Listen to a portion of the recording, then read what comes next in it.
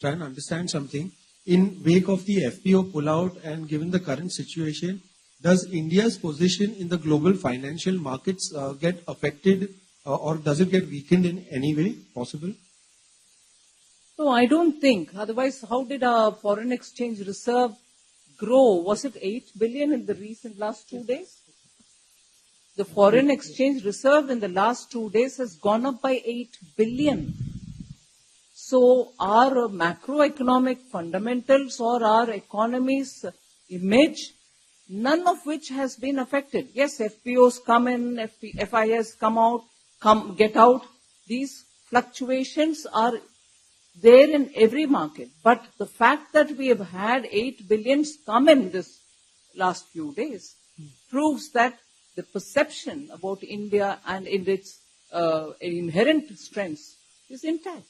General insurance कंपनियां हैं उसको लेके हैं क्योंकि हम देख रहे हैं कि उनका जो मार्केट शेयर है लगातार घटता जा रहा है। इस साल मुमकिन है कि पीएसयू जनरल इंश्योरेंस कंपनियों का जो ओवरऑल मार्केट शेयर है वो 30% तक भी आ जाएगा, उससे नीचे आ जाएगा। तो उसको लेकर क्या सरकार की रणनीति है? क्योंकि हमने पिछले कुछ सालों में देखा है कि पहले लिस्टिंग की योजना थी, फिर मर्जर की योजना थी। अब 2 साल पहले वाले बजट में एक कंपनी के प्राइवेटाइजेशन के बारे में कहा गया था। तो वहां के जो कर्मचारी हैं उनके अंदर काफी असमंजस की स्थिति। और अब जो आप नया इंश्योरेंस अमेंडमेंट बिल लेके आ रहे हैं जहां पर कंपोजिट लाइसेंस है वो भी दिया जाएगा जिसमें life insurance company non life के प्रोडक्ट बेच पाएगी। तो क्या हम माने कि आगे चल के जो सरकार जो है जो एक ही इंश्योरेंस, जैसे आपने कहा भी ये नॉन स्ट्रेटेजिक सेक्टर के अंदर एक ही कंपनी है, तो सारी जो कंपनियां हैं उसको एक तौर पे भी देखा जा सकता है?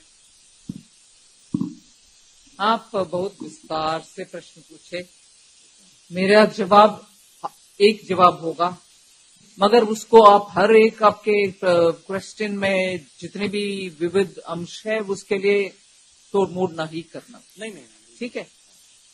मैं ये स्पष्ट करना चाह रही हूं कि इंश्योरेंस सेक्टर रिलेटेड प्राइवेटाइजेशन या मर्जर एक्विजिशन जैसे आपने अच्छा सा वर्णन किया, पता नहीं वो वर्णन कहां से निकलता है।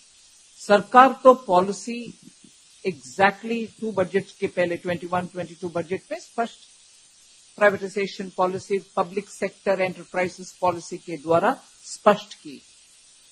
उसको अगर आप पढ़ेंगे तो इंश्योरेंस सेक्टर को कैसे हम डील कर रहे हैं वो स्पष्ट निकल कर आएगा। उससे आप सच्चाई को जोड़ना चाहिए, ना कि जैसे आपने वर्णन किया। मुझे तो वो पता नहीं कहां से वर्णन है, मैं रिलेट कर नहीं पा रही हूं उसको, क्योंकि सरकार में जो हम रिलेट करते हैं वो पब्लिक सेक्टर एंटरप्राइजेस पॉलिसी जो बजट में 21-22 बजट में बोला गया है।